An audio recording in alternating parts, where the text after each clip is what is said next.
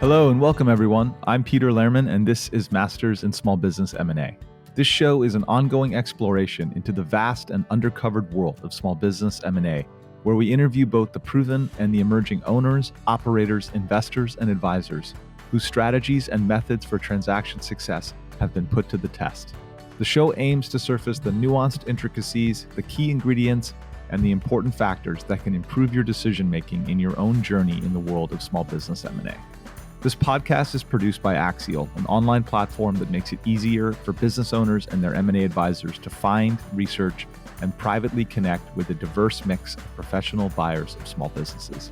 In addition to learning more about Axial, you can find this podcast show notes, edited transcripts, and many other related resources, all for free at axial.com. Hey everybody, this is Peter Lehrman. Welcome back to Masters in Small Business M&A. I am super excited to have Kyle Tucker on the show today. I've gotten to know Kyle over the last couple of years. We've had a chance to meet in New York a couple of times, and we're really excited to dive into Tucker's farm. Kyle, it's great to have you on the program. Thanks for making time with me. Yeah, excited to be here. As we discussed, I want to understand the light bulb moments for Tucker's farm, what you're doing, and how you got there. I don't know the whole Kyle Tucker story all that well yet. All I know is you spent multiple years in private equity at Apollo, which is about, at the top of the heap in terms of big cap private equity. Then you were at Viking, which is a world-class hedge fund that was started by one of the top investors at Tiger, who went out on his own and built an amazing institution. And then somehow you decided to leave that path and create Tucker's Farm and buy lots of businesses in the lower middle market, and get back to goat farming. So take me through it. Like, just do you remember some of the moments when you started to think about this change in direction? And just love to just sort of start there and have you take us through it. Yeah, for sure. So I can answer that in a bunch of different ways, but I think my real light bulb moment was when I think I was 13 or pretty young. And I know this is cliche to say, but I came across Buffett somehow. I want to say that's when Snowball came out. But it was the first time I became aware of his story. And he was like this Venn diagram of super, super successful in kind of one bucket, and then a good guy. And that was a new archetype for me. I thought that if you're going to be super, you had to be a corporate fat cat, a bad dude. And I think there was something else about his story that emulatable is, it sounds delusional saying that, but he was basically a professional opportunist. He had a really good good playing this game of chess, or being able to judge risk reward. And I think there was something that was intuitively appealing about that to me versus maybe the other versions of extreme success. I don't know, Bill Gates or something, where that is a point in time. I'm gonna say lucky because he's such a remarkable guy, but there's not as many lessons. He didn't do it in this repeatable, methodical way over this. He didn't create this mountain in this kind of understandable, again, I don't want to say copyable way, but something this clear path. So I was really into Buffett early on. I kind of hate to say that because it's such a popular thing to say, but it was true for, sort of proverbial light bulb. And at that time I was really into this concept of value investing, this intellectual framework of, hey, I can buy $1 for 50 cents. That really appealed to me. And I want to say that was early. I thought the latest version of that was kind of these hedge funds. So that was early Greenlight, Third Point, kind of Pershing Square, Act One. And my understanding, someone told me that the way you get into one of those places is you start in private equity, and then before that you start in banking. So there's this pipeline that ends up there. Now, I don't know if I knew what private equity was or investment banking, but at some point that path sort of crystallized, oh, I need to go do that thing. I'm not from a traditional background. I'm born and raised in Bermuda. So that was a very hard thing in its own story. But I was very focused on getting into that pipeline, so to speak. And, how do I almost accumulate prestige early on in my career? And so I started my career in banking, and then worked like hell to get into, the best private equity firm. or the best private equity firm I could get into. And then I go from banking to Apollo, and that was, well, actually, I'll say in banking, that was another sort of light bulb moment in that even preparing for the private equity interviews, like doing an LBO model again and again and again in all these different forms. There was it's 15-minute paper LBO, or it's a 3-hour, full whatever, 10 tab, whatever. And I think at that moment, I felt like I really understood like accounting and the financials and how they all work together, which is sort of ironic because I did multiple accounting classes in college, but that was another moment where like, oh, I think I get this. It's like basically a math equation. And there's something about an LBO that's like sort of mathematically elegant, if that makes any sense. It's basically, as I say, like leverage spread math. And so anyway, I go to Apollo, and I'm on Apollo's this big asset manager, right? Whatever, hundreds of billions of AUM. And I think at this point, thousands of employees, but the private equity team, which was its core business or is its core business, much smaller kind of group, and super broad mandate. So across industries, geographies, across capital structure, they can do buyout, distress for control, structured equity, structured credit, you name it, they can do it. And these are my words. Like their basic like constraints or parameters that they're working with is it needs to be big and it needs to be cheap. So they're trying to deploy $1 billion or $2 billion of equity and let's say pay less than 8 times cash flow. And there's something about that strategy that was super appealing to me. And I really enjoyed it. I love Apollo for many reasons, but I really enjoyed like the elegance of that math.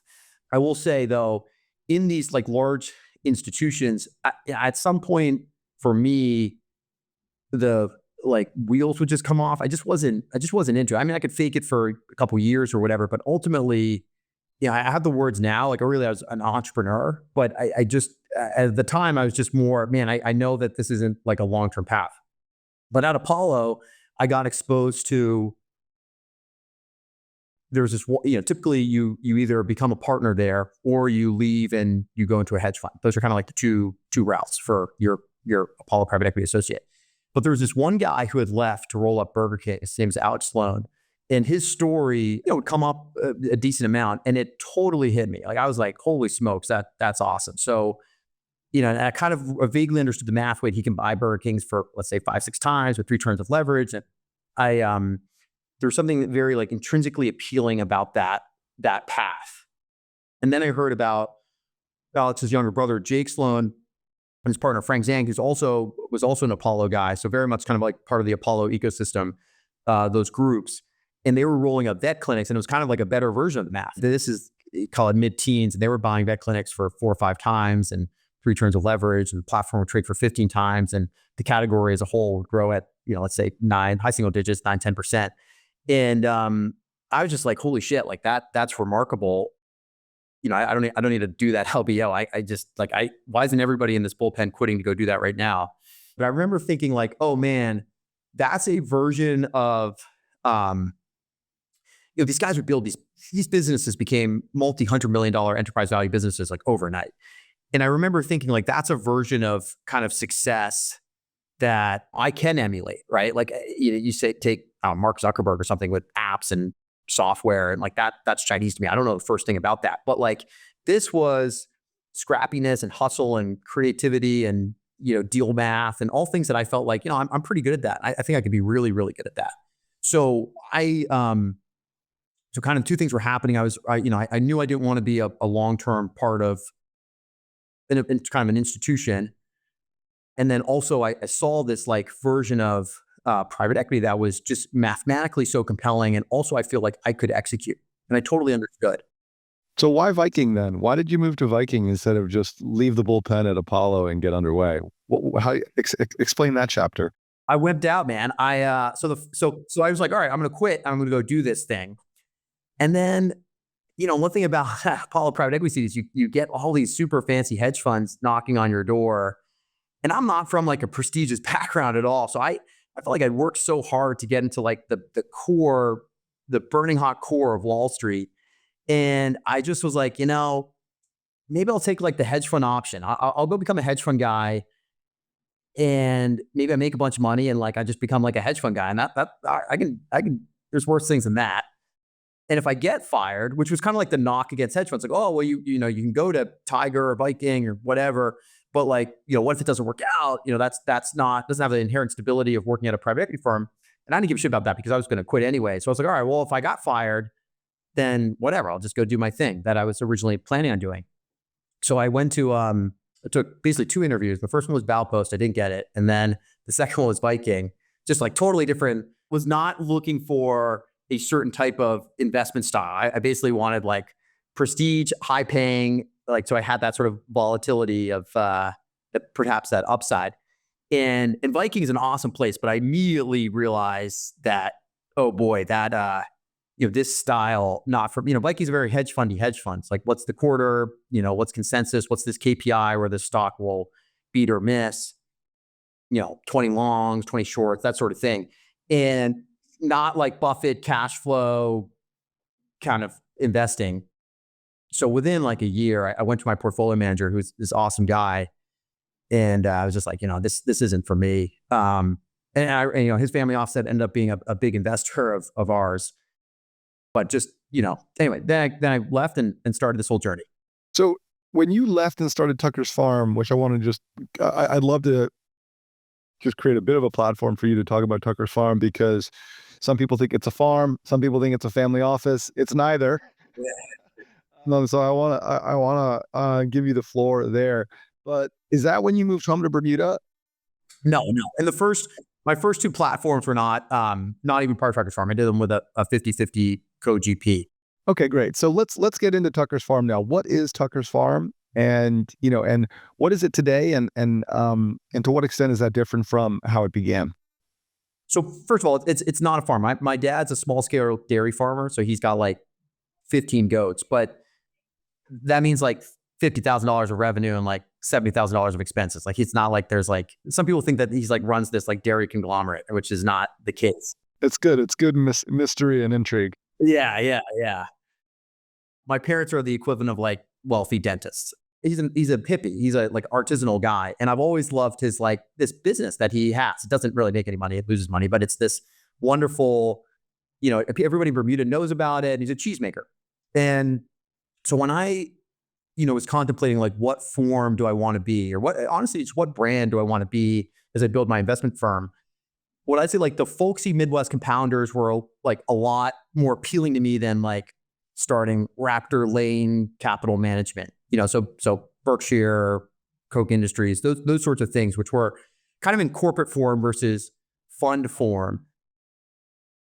And I can get into like some of the differences, but I view those as like true kind of MOIC or compounding stories. You know, those are, hey, we compounded at 20% for 50 years versus a traditional private equity vehicle where it's like, yeah, we've got like a 40% gross IRR, but it's like, you know, maybe a 2-bagger net if you're lucky. So I like the corporate forms, if that makes any sense, versus kind of a traditional like layering funds and being in Midtown and doing PPM roll-ups. And so there's something like aesthetic about that, I guess, is what I'm trying to say. So I used my dad's like, you know, little goat dairy or brand. I said, okay, this is going to be like, you know, the starting kind of like ember that we're going to build from that. But like just structurally, there's kind of like, it's an unwieldy kind of confederation of different like vehicles, holding companies. It's not like one like corporate, it's not like call it a Chenmark where I believe they have one C Corp and then everything is within that C Corp. Ours, that's why I say holding vehicle, which is like a little bit more squishy. What is it designed to do? You know, it's what, just tell us a little bit about like the acquisition efforts that it prioritizes. Obviously, this is Masters in Small Business M&A, so it's 100% focused on sort of lower middle market, typically sub $100 million transactions, all the way down into the single digit millions.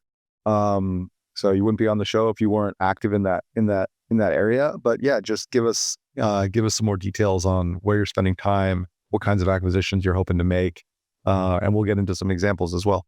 Yeah, for sure. So I think of our product, if you will, as long duration compounding or MOIC-oriented private equity. So like you give me $1, I'm trying to turn that into 10, 20, 50, $100, depending on the time period. And we primarily, or not primarily, all we do is our lower middle market transactions. So call it sub $50 million of enterprise value. And typically our average equity kind of check to a given holding company is, which will target a specific theme or industry or whatever, is let's say $20 to $30 million.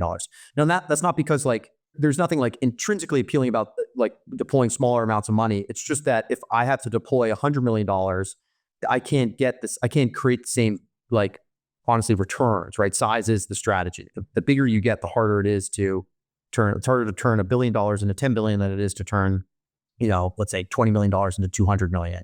Both 10x's, but it's different. So we're very focused on kind of taking advantage of the math of the lower middle market, if you will.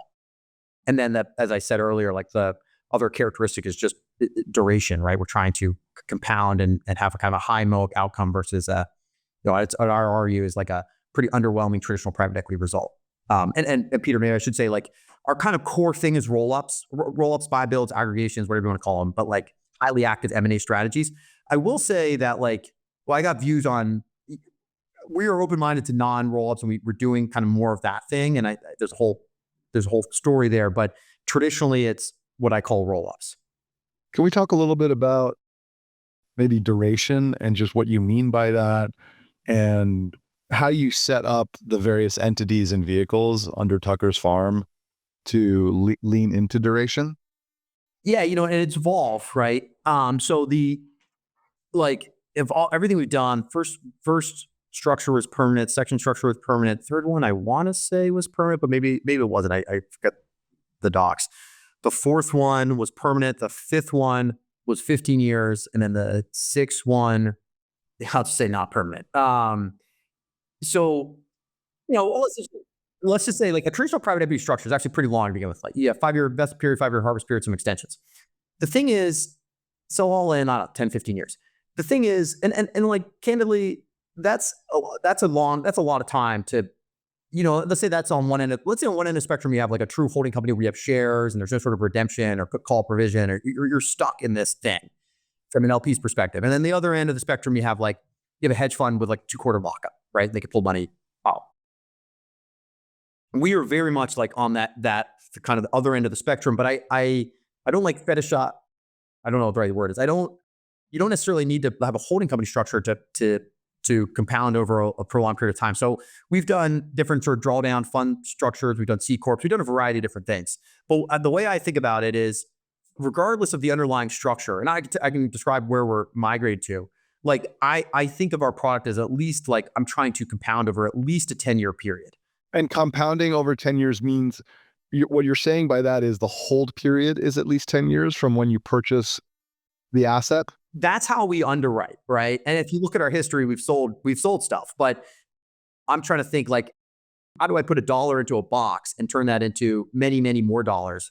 I think, like, there's something goofy that happens if you're underwriting, honestly, to 15, 20, 25, 30 years. Like, that's a wonderful hold period, but it's like the math of a model, it's so dependent on abstract things you can't control. So there's that. And there's also, like, there's this, one of the things with, like, so-called holding companies or permanent equity structures is, you don't know what is, like, a true compounder that you want to, like, hold on to. And what if the world decides, like, one of your assets is, like, the sexiest thing ever, and they want to overpay you for it? Like, you want the flexibility to monetize animal spirits if that's the case. So the way I think about our stuff is, like, if let's say we do 5 different sub holdcos, each one with $30 million of equity, the reality is like 3, maybe 4 out of those 5, we're going to get to $30 million of each. We're going to scale it. And then there's going to be a very, like, an ocean of private equity money that will pay us a lot of money for it. And we may not really like the underlying business, but then there's like 1 or 2 that you're like, holy shit, we have a runaway train, or we have something that's going to 5x and then 5x and then 5x. And all of a sudden we're looking at a, multi-100x in some, like, ideal way. So those are the ones, it's a sort of a power law distribution. So that's what I'm trying to isolate in what we do. And that's why, I don't necessarily have a religion around, like, permanent equity structures. I do think for some assets, hell yeah, I want to own the Seas candy forever. But for, like, kind of, like, honestly, most of what we do, on a 10-year vehicle, a traditional private equity structure is, like, totally satisfactory. Honestly, we'll sell in 4 or 5 years, if that makes sense. Yeah. You're just holding on to the ability to isolate that, that one portfolio, like, quote, quote unquote like portfolio company or set of assets that happens to just be kind of in a league of its own. It's the See's Candy, it's the Geico. Yeah, that's it. And honestly, Peter, like this is the thing that I think is misunderstood about most track records are a power law thing. I do Buffett. He's got some quote. I'm gonna make it up, but it's like 400 of my 400 investments. 12 have moved the needle, and that's true for most track records. And like we're just, I feel like I'm just very aware of that. So I don't pretend that like everything we get involved with. Yeah, I hope it's the thing that's the runaway train that's just going to compound forever. But I just, that'd be sort of naive of me. I'm trying to find that thing. And then when I find that thing, own it. And you can do continuation vehicles and other structures, but they have their own kind of issues for us. Yeah. It's often thought of that like the power law dynamic is like the world of venture capital and like private equity is the world of sort of singles, doubles, and triples. That's like, you hear that, and I've heard that and sort of been exposed to that sort of as the sort of prevailing narrative in terms of how like private equity and control buyouts is different than did you happen to like be the Series A investor in Uber or OpenAI. But it sounds like the power law actually is more true across the asset classes than it is less true. Yeah, I guess maybe more I'm talking about like our specific product, which is called roll-ups or highly active M&A strategies. I do think there is a power law dynamic, meaning like it's a good counterpoint. Like maybe a traditional buyout, it's hard to say. Do you have like a real runaway? I don't know. Like it'd be a great result to get a 7x, but it's really hard to get much more than that. But with aggregation strategies, for sure. Like if you look at the empirical like history of these, man, there's just a graveyard of them. There's a ton of ones that just don't work, particularly in the 90s where they were primarily public equity funded. Like there's this one graph of all the PPM equity, so physicians and docs and whatever, and it's just like it goes way up and then way down, and so you have that, right? And that's why like roll-ups is generally a dirty word. But then you have these really powerful counterexamples of these M&A stories that it's just like, wow, that was like that was 1,000x, right? Obviously, Constellations, Denver's not really roll up, but an active M&A strategy, TransDigm, all kind of Will Thorndike like companies. So I do think of what we do as a sort of power law product, if that makes sense. And maybe a separate thing is we're in this time in history where there's just so much goddamn private equity money sitting above us. So if we're building an asset, we incubate a platform, it gets to scale, and I don't know, we just don't feel that great about the business over the long term. We can run a process, and private equity firms will show up and pay us 15 times for the business. And it's like, man, I want to hit that bid every day versus being like, oh, this is my baby that I'm going to hold on for 50 years and that sort of thing. If that makes sense. It does. Could we maybe get into like some of the thesis development and the places where you've placed bets, like just to play it back, like you're looking to be highly active in M&A categories that lend themselves to repeatable M&A efforts, and you're putting capital on a discrete basis behind these theses. It's not a pooled fund that's sort of distributed across these. It's like $25-30 million against a thesis here, $25-30 million against one here. And those are kind of like discrete efforts against a given thesis. We talked briefly about med spa, which has become somewhat cliche, as I mentioned prior to pushing record. That could be an interesting one to talk about, or any of the others. But I'd love to just get into like how you think about incubation, understanding that like any single one of these incubation stories could become the See's Candy for Tucker's Farm, but you also have this, alternative, sort of exit button that you're very comfortable pushing. Yeah. Just clarify, the See's thing is a good point, because See's there's not an M&A story, right? That's a kind of a de novo or greenfield. But fair enough. Yeah. But that actually fits into what we do. Because I actually, if I wanted to say more broadly, we're looking for like high reinvestment opportunity. So honestly, multi-site retailers, select categories, it's got to be the right concept, can provide similar, if not better, like honestly compounding dynamics than M&A stories. So that actually, it fits totally our thing, even though it's not like an M&A thing. So broadly, and this is all, I'd like to think like based on, let me take a step back. A lot of what we do is very much a derivative of what I call like decision architecture, underwriting frameworks, whatever. And on one end of the spectrum, you have the avuncular Buffetts, Mungers, and then you have the hard science behind great repeatable decision making. That could be Paul Meehl, Philip Tutlaw, Kahneman, Tversky, etc. And these are basic concepts. It's pattern recognition, base rates, checklists, things like that. And what's nice about a lot of those concepts is they map very nicely to roll-ups, because roll-ups, you're effectively looking for a checklist. So, and there's kind of like to have, or what are the 10, 15, 20 characteristics that we're looking for in a given industry? And then there's what do we really, really care about? Because if you care about everything, you kind of care about nothing, or whatever that sort of cliche is. So broadly in an aggregation strategy, there's the quantitative stuff and the qualitative stuff. The quantitative stuff can be growth rate. These are things that my research team can put a number on, right? So it'd be industry growth rate, fragmentation, acquisition multiples, scale multiples, revenue quality, i.e. there's some sort of retention, churn, recurring, whatever metric, recession vulnerability, i.e. how did top line do in 08, 09, 010, margin. There's a variety of these kind of numerical things that we can assess. And then there's a series of qualitative things that you need to make a judgment call on in a given industry that we will still put a number on, but are just squishier. So it could be key man risk, right? If I'm rolling up dentists, that's a different, if Peter's my dentist and wants to go have margaritas, I've lost all my revenue. Whereas if I'm rolling up McDonald's and Peter's serving burgers and wants to have margaritas, whatever, I'm good. So operational complexity, right? Acquiring HVAC companies or land, that's different than acquiring real estate, right? High margin, technology risk. I always joke with my team, we don't want to be acquiring a bunch of blockbusters before Netflix comes out. Industrial logic of scale. Is there a reason that, this industry is consolidated? There's a reason we have 6 airlines, but we have 50,000 childcare facilities. And so these are all things that we try to make a judgment on. And there's a variety of more, but these are all things that we try to make a judgment on. And ultimately, you get some picture. Oh, is this a A+ or is this a B- or C+ or whatever? And I'd say the punchline of when you do this across industries is, it's very hard to find an A+, right? Every HBS kid is looking for that A+ or that really compelling thing.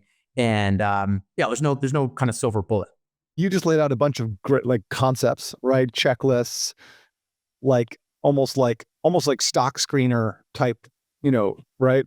And then you sort of said, and you go through this process, you look at a bunch of different categories, and then stuff gets spit out, and it can be an A+, an A-, B, and people, whether they know it or not, are in one way or another doing this.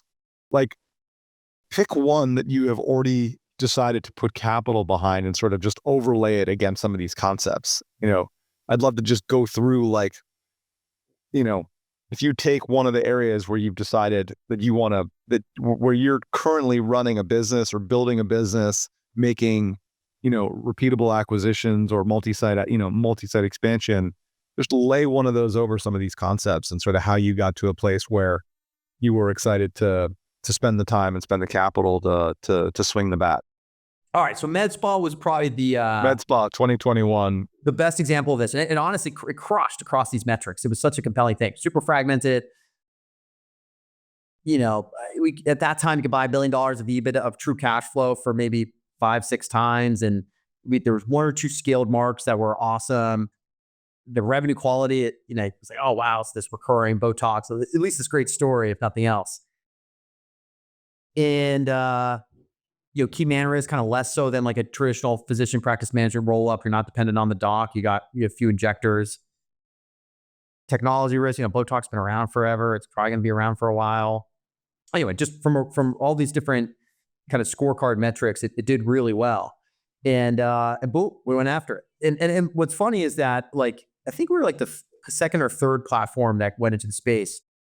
What was the day one acquisition there? What was the size and scale of it? Was this, did you buy a med spa, or did you incorporate and incubate one? And then what was the structure that you guys took on in this case? No, so I put a kind of C Corp holdco together, put about $30 million of equity in it, and with no assets out there, just a strong thesis.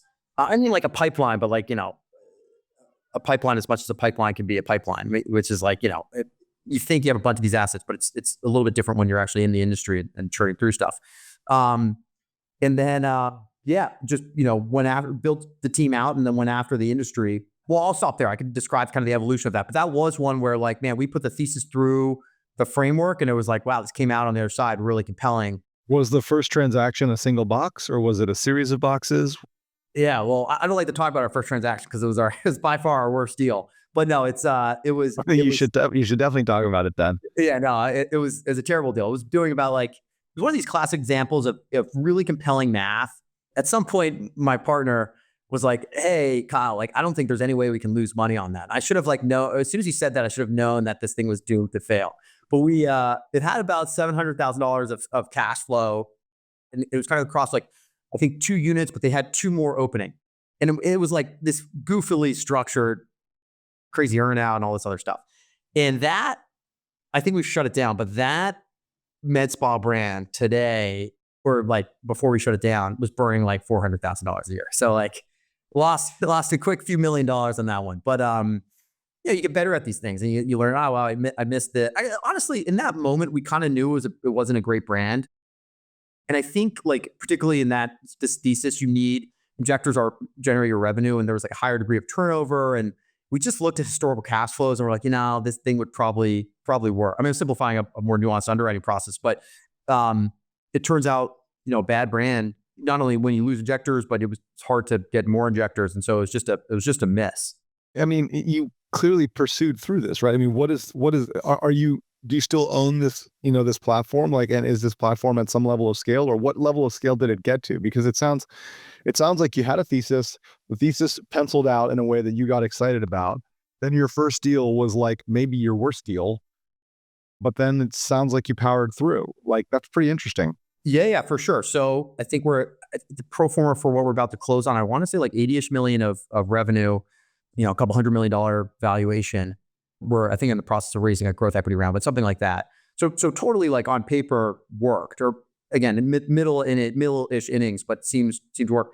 And honestly, like I think it's a derivative of that underwriting process, in particular, because it sort of checked so many boxes before consumer P really woke up to it.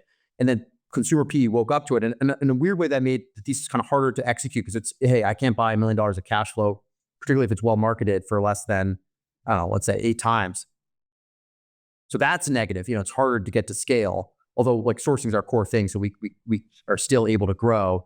On the flip side, the enterprise value of the business, the multiple of the business is very high, because it's, there's no inventory in this asset class for $20 million EBITDA businesses. So if you have one, and particularly with the right systems, the right team, and we've worked very hard to do all that sort of thing correctly, that's a very attractive thing to private equity. And I'd say I think it's a result of that original underwrite that, like, hey, this does check a lot of boxes. Eventually, a lot of smart folks in private equity woke up to that, and therefore there's like embedded equity value that is created from that underwriting process.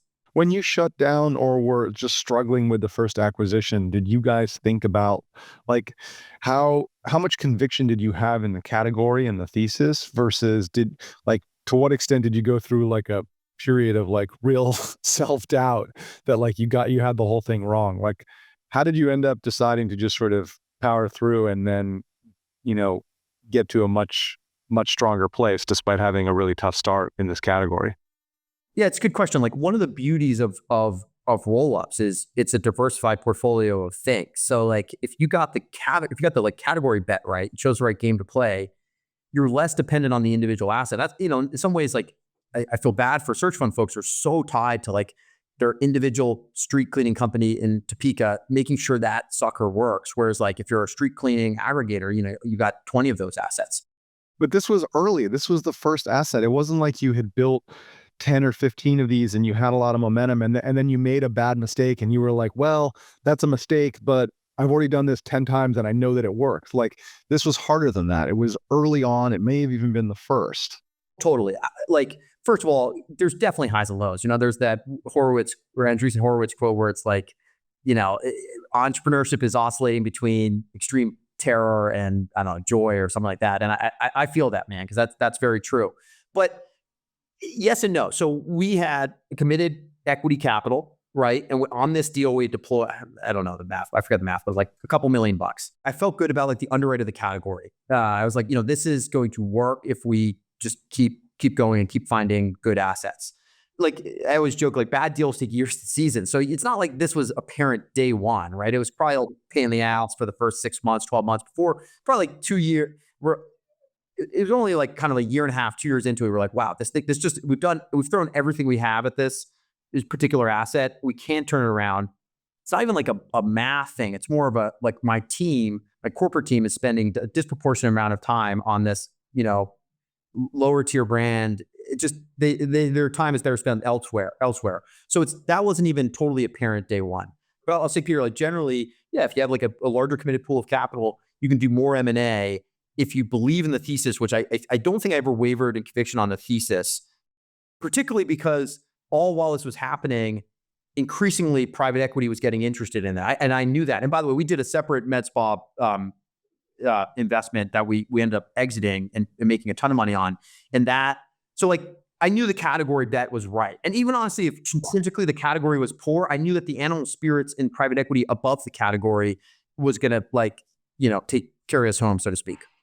It's helpful just to get into some of those details, particularly, I agree with you. I think search funds are highly levered to a single bet. And that's very different than building conviction and having then a repeatable path where if you don't nail it on the first, you don't nail it on every single one, the thesis is still intact and you're not upside down. And totally. And just to share, and I don't know where I'm at on this one, but I referenced Jake and Frank earlier, who did that, done various other things. They're fairly well known. They move with a high degree of velocity, almost like a Brad Jacobs-like velocity. And Frank's so smart in many ways. And one of his takes was like, hey, honestly, like a lot of times velocity can take care of a lot of woes because you're not dependent, particularly in like a key man risk business, like call it a med spa or physician practice management generally. Like there is something to that. You're much less levered to one thing, and you've all of a sudden got a portfolio of things, if that makes sense. And Peter, I should say, actually, in those sort of key, let's call it like more individual dependent industries, you also see a greater, small to big spread, right? So if you're going to roll up dentists or whatever it is, you could acquire, I'm making this up because I don't know the latest, but you acquire for 6 times, you could sell for 14 times. That spread skinnies as you get into like when the individual asset has more hair, like more key man risk or more issues. So sort of as a related concept, and a lot of times you get more paid for going after an industry where the individual asset's less good because you get more of a like a scale benefit or a portfolio benefit than, hey, I'm going to go roll up, let's say individual houses at a 6 cap. And when I put it together, all of a sudden my portfolio of houses is worth a 5 cap. Well, that means like your multiple went from 17 to 20, right? You got 3 turns on a 17 base versus, hey, I've acquired like all these dentists for 7 and I can sell for 14 or something, where you get, a true kind of 100% increase in your enterprise value.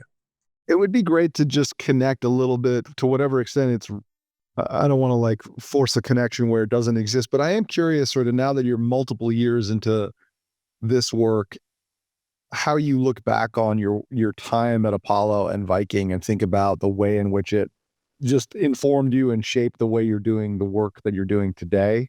How much of what you feel like you're doing today, what you're working at, where you're good, where you're trying to get better, how much of that can you sort of like trace back to, formative experiences either in investment banking or at Apollo or Viking? And how much do you feel what you deploy today in the way of skills and mentality and outlook and mindset are things that have more been part of like your Tucker's Farm chapter? I'm just curious, like, I guess, what is the significance of the formation that you had in some of these kind of rarefied Wall Street circles, and how do you connect it to the work you're doing today and its value? I think that like in scaling my holding vehicle and honestly taking on like larger and larger limited partners, increasing the sort of institutional limited partner, like insurance companies, endowment managers, that sort of thing. I honestly think just in the simplest way, in the simplest form, having that prestige on my resume early in my career has served benefits. It's opened doors. And I know that's like a kind of a distasteful take, but it's coming from a guy who was like not from that environment at all. But I was an outsider and I recognized, man, I'm not, these sort of names have real signals. And so get on the inside, and then even a decade later, I'm 35, even a decade later, I think more doors open just frankly because of that experience, even if there's very little like kind of like direct benefit, which is the second part. It's a really honest answer, although I know you have more to say. Keep going.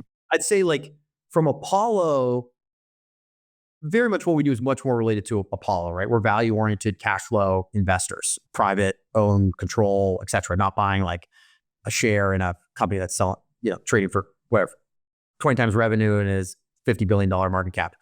Every part of the job is much more related to Apollo. I will say that like Viking really opened my eyes up. I don't say not only to like business analysis, but like honestly creative research techniques, right? Like if you're one of these highly resourced hedge funds that's trying to like figure out if the market is going to, or sorry, if the company's going to beat or miss on this KPI, you come up with like a lot of really creative ways to figure that stuff out, right? It could be, even the simplest sense, like surveys, expert networks, but to like really proprietary data sources. And I think, honestly, just getting exposed to a lot of that, and Viking was exceptional at this. I think getting exposed to a lot of that has informed, like, honestly, how we do research. I can give sort of tangible examples, but I'm constantly coaching, as you're going into a new industry. And this, I think, was one of your questions up front, is like what, there's something about the friction, let's say, in a given process. And I have a lot more to say about that, but even the friction in thesis work, you want there to be friction. Like you don't want to be able to Google how many dentists are there and have like immediately 150,000 dentists comes up. You want there to be some sort of opacity to that sort of information, because the more difficult it is, the more you get rewarded for being scrappy and creative and figuring that stuff out. And when I started this with med spa, there was like no information out there. And now there's, I think there's like 10 banker books that someone's forwarded me in the last 15 months where, they kind of map out all these characteristics. But early on, that was not clear. There's AmSpa, but not much else. And, I got rewarded for like the legwork and like doing a lot of various sort of like creative things to figure out honestly just the sort of checklist I was describing earlier. And that's because of Viking. Apollo didn't do a lot of that stuff, right? But Viking is heavily invested in that sort of thing. And obviously, you get that, right, from GLG, et cetera. That's actually really, really interesting. To what extent are you comfortable talking about like just some of the things that you are doing in that realm in terms of creative research? Like I think the point you're making about the friction being a good thing and not a bad thing if you're really pursuing outperformance, I think it's an important point. And I think it's like it's almost a novel point, because obviously, everybody just wants to be able to Google things, and now there's ChatGPT and there's Grok and there's all these things. And so this idea of opacity being like the basis for outperformance is, I think, like maybe not appreciated enough by like people that are in this market. How does the work take place for you, Kyle? And how does it take place for your research team? And I'd start by saying, like, I think there's this evolution that I went through that a lot of folks go through, where you're so obsessed with thesis and like nailing. I'll start by saying the idea is like, 30% of the battle. Maybe actually in some abstract way, the only way you can compound to 100 bagger or 1,000 bagger is really good game selection, but that a lot of just unknowable early on. So moving that aside, like game selection, figuring out thesis is something that I think people spend like arguably too much time on. Certainly, I'd say, I don't know for data that supports this, but the like really smart folks that reach out to me, they're obsessed with finding like, oh, have you thought of like this really niche thing? And as someone who's done this for a while, I care a little bit less about that. But in, I guess like in how we do a variety of things to figure stuff out. But honestly, the friction point is a good broader point. Like I think, I'll have some Harvard Business School person say, hey, have you ever thought about rolling up, let's say, this franchisee system, just as an example? They'll say, a wonderful thing about it is I can go into the FDD, this document that all franchise systems have to publish, and like there are 50 pages of all the owners and their contact information. And that is the worst thing you want. Like you don't want there to be some sort of centralized, I know this is like counter to Axial, and your mission is awesome and it's serving a real purpose. But I like the more things are like centralized and transparent, makes our job of creating value more difficult, if that makes any sense. The market's huge. There's still plenty of opportunity. But I look at some, like, if I'm going into an industry and it's like, oh, wow, there's one industry association. It lists the 4,000 buyers. Like, that's not a good thing. Like, you want to get rewarded for basically the hustle, being scrappy, creative, and tech forward, and finding stuff out. And that's true not only from a research perspective, but also a sourcing perspective, because our whole business is really much more sourcing oriented than sort of thesis driven, if that makes any sense. We go after various themes, and we will launch like direct sourcing campaigns in a variety of industries, but it's like we're trying to test the market to say, hey, is there what we call roll-up market fit? Like, is there, are there like enough buyers and sellers that we can basically build a $30 million cost EBITDA business over the course of a 5-year period? And I guess we do a variety of things, but the thesis is maybe less important than the actual call it like generating deals apparatus and building that. That's really where the value is created in this business, if that makes sense. Can you talk a little bit more about like the different areas where there's friction? You mentioned that, like, that there's pros and cons associated with like a lack of friction or the presence of friction in terms of information and availability, right? So, if you can go to some trade association website and get the name and email address of, all the key participants, if you can do that, then somebody else can do that too, right? And if you can access the Axial platform and you have a credible profile on Axial as someone with real capital and real transaction expertise, then others can do that too, right? So clearly, at the tippy top of the funnel, a reduction in friction is not, in some ways you like it because it allows you to get into these deals very quickly, but in other ways you don't like it. And I'm very familiar with that, like, sort of two-minded, sort of conflicted point of view that the buy side always has on information businesses. I'm very familiar with that mentality, Kyle. Yeah.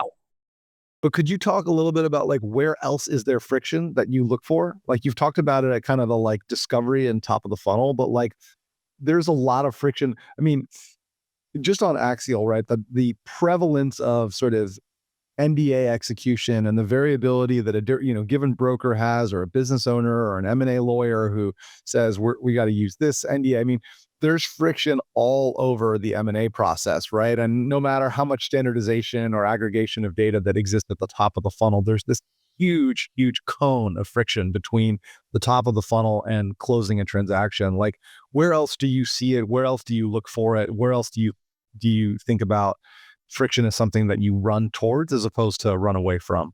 Yeah, so it's got to be friction around something that creates value. So to my earlier point, like thesis generation, it creates value-ish, but you don't want to spend too much time there.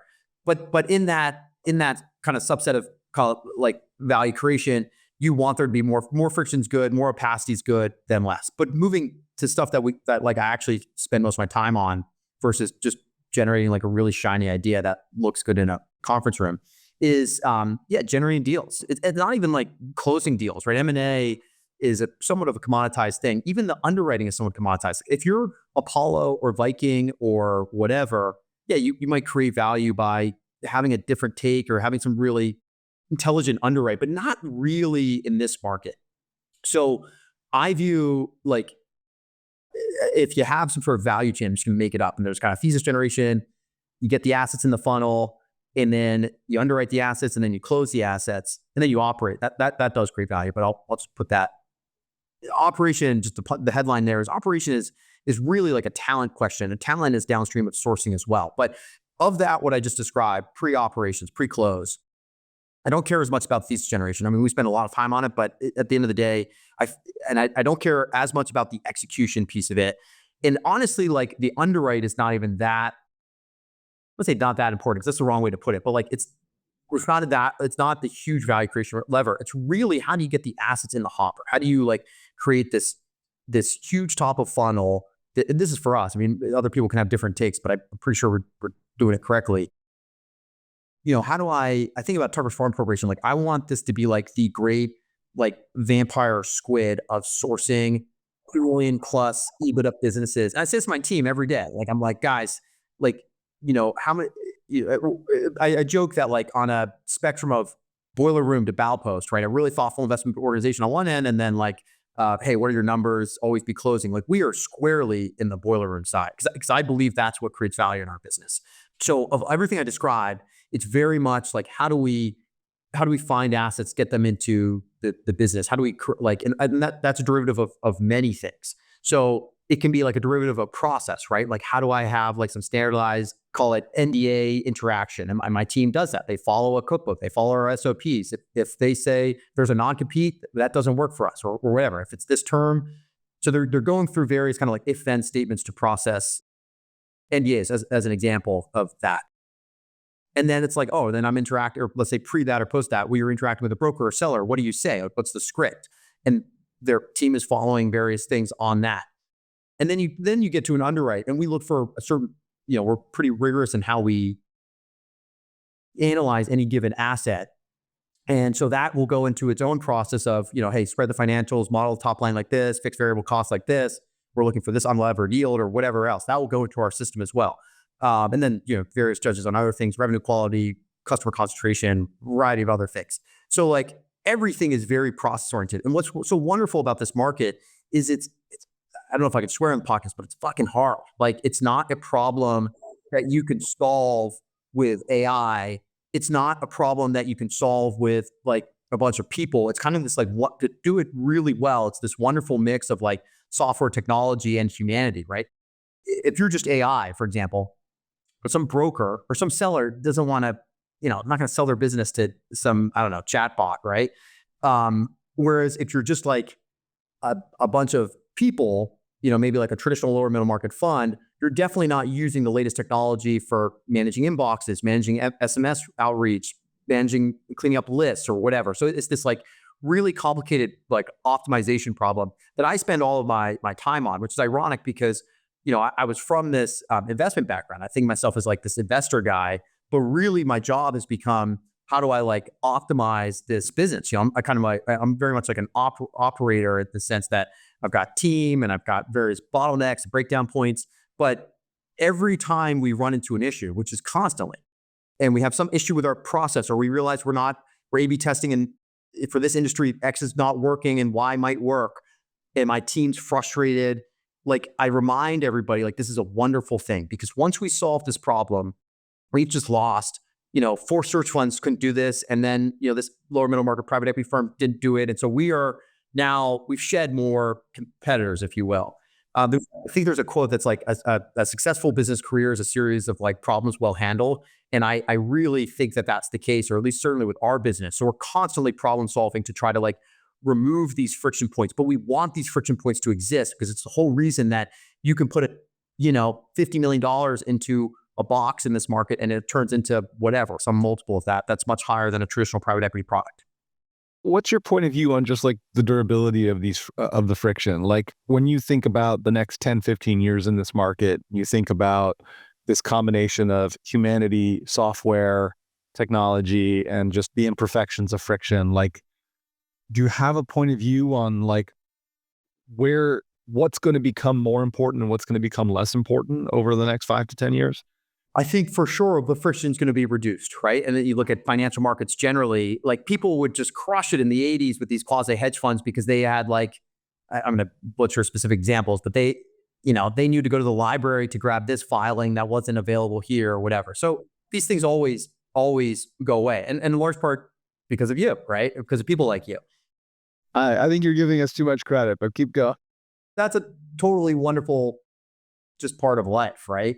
And it gets back to my earlier point about like Buffett, he's an opportunist and we're opportunists too. And I think this is like the hammer we're hitting right now, in 15 years, we might look a little different because it's like, well, we thought the opportunity was there, but now we think the opportunity is here. But that's more kind of long-term abstract. Definitely there will be like a secular decline in friction over time. That being said, like there is the issue, just a small dollar issue, right? So you have these people who do exceptionally well in the lower middle market, and they grow out of it, and they're like a Matt and Alex for Garnett Station is a wonderful example of this, right? They just kicked ass, and now they have billions of AUM, and they're not my competitor, right? Yeah, they've left the party. So there's a selection mechanism out of this market. Yeah, follow that. There's like a little bit of that will never go away. And it's kind of like my whole thing is like, how do I figure out how to scale horizontally and still take advantage of this math and do it in a more, almost like a manufacturer, do it in a more scaled way. Not, like kind of like a Shore, Alpine. These are successful examples of this, but I don't want to build like a fund structure where we're doing bigger and bigger funds. And I'm more, how do I, again, like a delusional comparison, but like, how do I build like a Coke Industries, a semi-permanent structure where we can repeatedly take advantage of lower middle market math? Does that make sense? Yeah, it does. It does. It does. You want to try and find a way to stay in the lower middle market, but with greater and greater scale. I was going to ask you, like, how you're spending your time. I think you sort of answered it in terms of just, and I wasn't sure, like, it sounds like you're spending a lot of time operationalizing around the friction points in the system.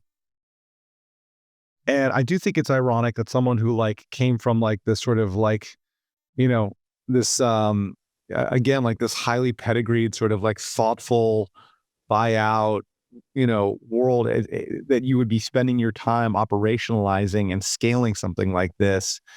How much time is spent on that? How much of your time is spent evaluating the intrinsic merit of transactions that are, on your desk and that are at key points in time?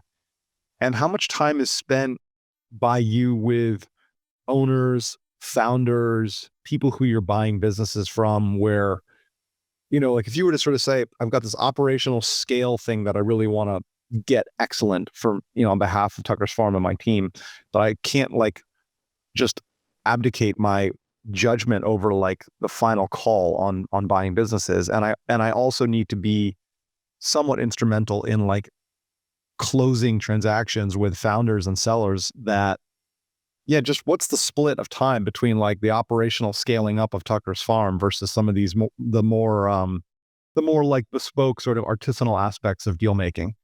The operational side of Tucker's Farm, like the reason I spend my majority of my time there is not because I like grew up wanting to be Jack Welch and I love operations. In fact, in a lot of ways, like I'm a underwhelming operator. It's just that's what creates value. If what created value is thinking big thoughts in industry stuff, which I've spent too much time doing as well, like I would spend all my time there. But that's as I've evolved in my understanding of this business and how to be the best of this business, it's changed. So just to be clear, I do it because that's where I believe we can outperform, or how we outperform. And I've also found myself like there's some things I'm really flawed at from an operational perspective, like.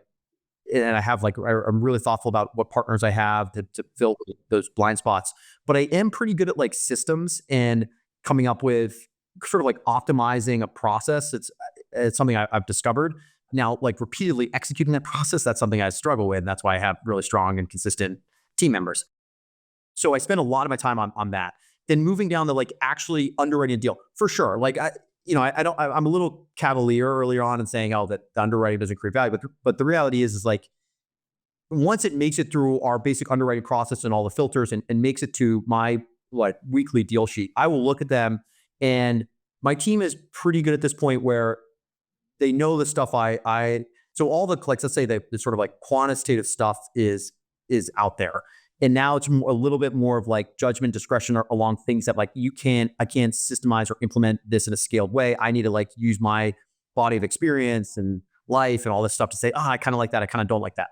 And that is, I usually like of the deals I'm working on in a given week from an underwriting perspective with my team, I'd like 50% of them. I'll immediately kill 50% of them because I'll say, oh, well, we missed this, or you guys missed this, or, we should add this part to our underwriting because whatever.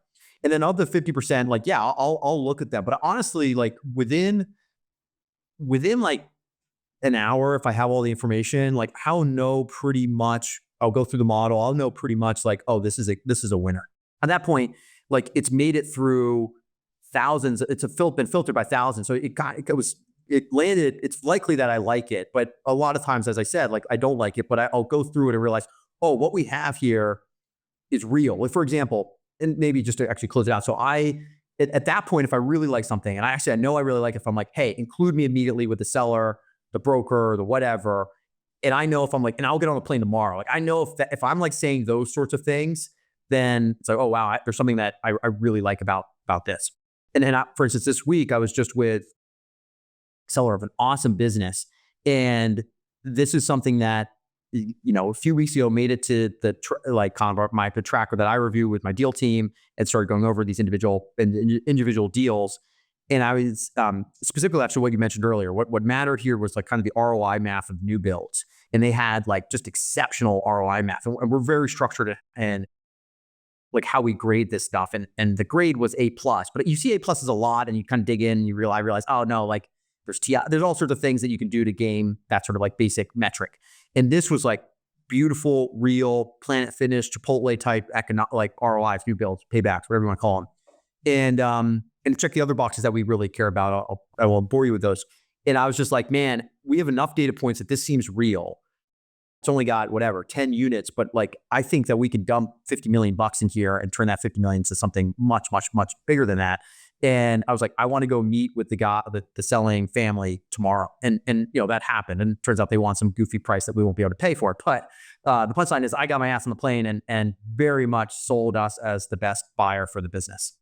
You did, right? That was like a key moment for you. There was nobody else you were going to put in at that point in the game, right? Yes and no. Like my partners, like the partners of my firm, which is kind of like our highest tier of whatever, they largely can do it without me. But yeah, I assist in them, if that makes any sense. So like one of my partners doesn't bring me into anything, and he kind of just does it, and he's exceptional. My other partner is capable of doing it all by himself, but like I think he likes, I'm like the color commentary guy, while he's kind of like the real execution guy, and so we have a good dynamic. And he loops me in, and I'm eager to be looped in. And then my team beneath that, I do like being looped in, just so I can like, all right, lead that call, if that makes any sense. And I guess that's what I'm curious about is like, like in a world where maybe information gets more and more abundant and more plentiful, do you feel like that element of value with the seller is potentially one of the most durable areas to win? For sure. So yeah, like long-term durability. Sorry, and I kind of like didn't really answer this. Like I think brand of firm. So like and I think brand has done a fantastic job with like permanent equity being out there. You really want the people selling the business to know you as a great home with capital and yada, yada, yada. So I think brand is something that we are really focused on. That is something that like, no matter how good AI gets at list building, like we will be able to like persist and still outperform. And then there's a second piece of, that humanity. I tell my guys, like we get on the plane right away. As long as like you have some indication of value that like, hey, we're dancing on the same, square on the dance floor or whatever a good analogy is, then we get on the plane. This is actually something we were so excited about the asset we share that I just described. We shared our view of value, and the response is like, I'm actually not going to share that with the team. And we went there, and I was like, once the owner of the business, this family, told us this wild price, so I was like, man, I don't know if it was worth it anymore. Just because like I just went from like 60% chance we're going to get this to like 8% chance, because there's just no way, even with a lot of structure, are we going to be able to like sniff what they want. And I just wasted like 3 days away from my family on endless planes. But that's friction too, right? I think that's friction too, right? Who's willing to do that again and again and again and again? Totally. And the thing about travel often is like, if you try to quantify it in any way, it becomes really like hard to justify, if that makes any sense. It's like, man, I'm gonna go spend 3 days, I got 3 planes and I got to do all this and bad hotel and it's so like, there's not like a really clear ROI in a lot of these things. And so I tell my team, we all got to be traveling salesmen. It's planes, trains, and automobiles for all of us, because that's how we're going to outperform. It's a great place to maybe leave it. This has been so good, and really fun to just hear the whole story. I know a lot of people will be interested in it. I'm curious, like, to those folks that are at, Apollo right now that are would-be listeners to this, like, what is your advice for somebody who's kind of in high finance and thinking about this increasingly well-known sort of off-ramp into small business M&A, combination of deal making and entrepreneurship? It's a unique combination of entrepreneurship, deal making, investing, operating. Like, when you get phone calls from people like that, what do you talk about? What do you say to them? What kind of advice do you tend to give? Yeah, it's nuanced. So I at first my original answer and was hell yes. Like go do it. You're going to make way more money. You're going to be more fulfilled. You're going to have more autonomy. You're going to be happier. You're just like it almost checks every box except prestige. So if you're willing to leave Blackstone or wherever it is, it'll be hard, but you will ultimately achieve all these things that are more elusive in that career. With the benefit of all your experience now, what do you say? I've had one really bad experience where I gave kind of the guidance to do that and it didn't work. And I think the person lacked like incredibly smart and everything, and from a really shiny background, really shiny background. And I think there's like a basic kind of like creativity, hustle, salesmanship, kind of like this entrepreneurial energy that candidly, I think I have that I thought that like everybody kind of shared. And this person was just, kind of just didn't have that. And I floundered, It wasn't able to effectively kind of source deals and that sort of thing. And my response is a little bit more nuanced. Like I do generally think it's the right path. And I do encourage people, because what happens is you end up in these large organizations and I don't say like brainwashed, but you become goofily risk averse and you kind of like you sort of like over quantify everything. And you kind of like, it's, like the midwit meme, right? And like Twitter where it's got the bell curve of intelligence and you've got like the wizard on one end and the caveman on the other end. And then you've got like the midwit, the guy who's like overcomplicating it. And the wizard is saying the same thing as the caveman. And I feel like a lot of these conversations, a lot of people end up being the midwit. It's like, and they'll use kind of fancy like financy terms to, well, you just took advantage of this option and like that's why it worked or whatever for you. And I'm like, yeah, I think that's like a little bit making it more complicated than it is. The reality is this journey, if you're dedicated to it and honestly, most people in those sort of environments have the horsepower, i.e. the intelligence and work ethic.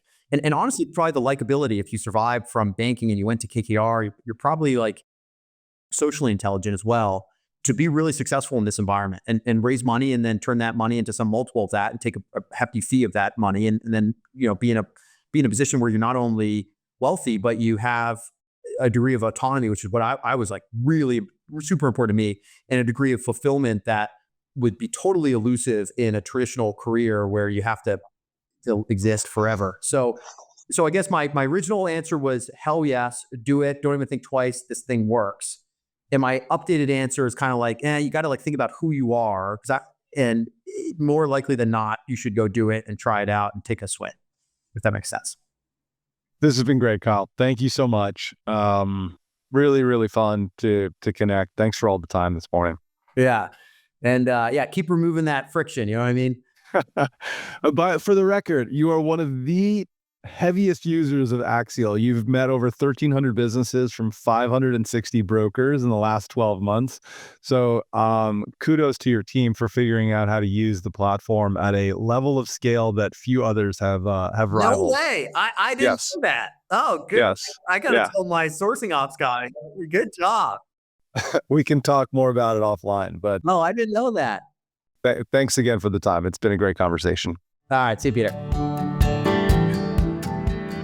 Hello and welcome, everyone. I'm Peter Lehrman, and this is Masters in Small Business M&A. This show is an ongoing exploration into the vast and undercovered world of small business M&A, where we interview both the proven and the emerging owners, operators, investors, and advisors whose strategies and methods for transaction success have been put to the test. The show aims to surface the nuanced intricacies, the key ingredients, and the important factors that can improve your decision-making in your own journey in the world of small business M&A. This podcast is produced by Axial, an online platform that makes it easier for business owners and their M&A advisors to find, research, and privately connect with a diverse mix of professional buyers of small businesses. In addition to learning more about Axial, you can find this podcast show notes, edited transcripts, and many other related resources, all for free at axial.com.